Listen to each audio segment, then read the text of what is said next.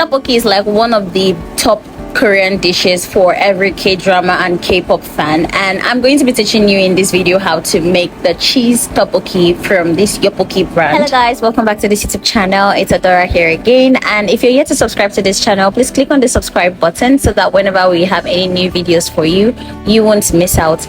The old instructions on how to go about preparing this is written on the cup in both English and Korean, and you can just check it out. But for the instructions, you need a microwave. If you don't have a microwave, then you can just opt for the pan option, which is what I'm going to be showing you in this video. The cup contains rice cake, and since this is a cheese flavor, it has the cheese powder. First thing you do is to pour the rice cake into a pan, and then you add your cheese powder on it. The cup has the measurement for the water, the amount of water that you need to pour inside it. So just follow the measurement inside the cup. There's a line inside it. Turn in the water and then stir. Make sure you do it on low heat so it doesn't boil too fast. After a short while, you notice that the sauce becomes thick, so just keep stirring so that the tteokbokki does not stick to the pan. You can turn off the heat after it becomes thick like this, but if you want the sauce to really become thick and wrap around the rice cakes, then you can leave it on for another minute. And this is what you have, our cheese tteokbokki. Like I earlier mentioned, this is the cheese flavor. It also comes in other flavors like the sweet and spicy, the tatang, I don't know, it's quite a lot. But for preferences, if you want to add more, cheese to this, you can go ahead to add it. But this, trust me, is very cheesy and it tastes so nice. This is what it looks like. 맛있게 드세요.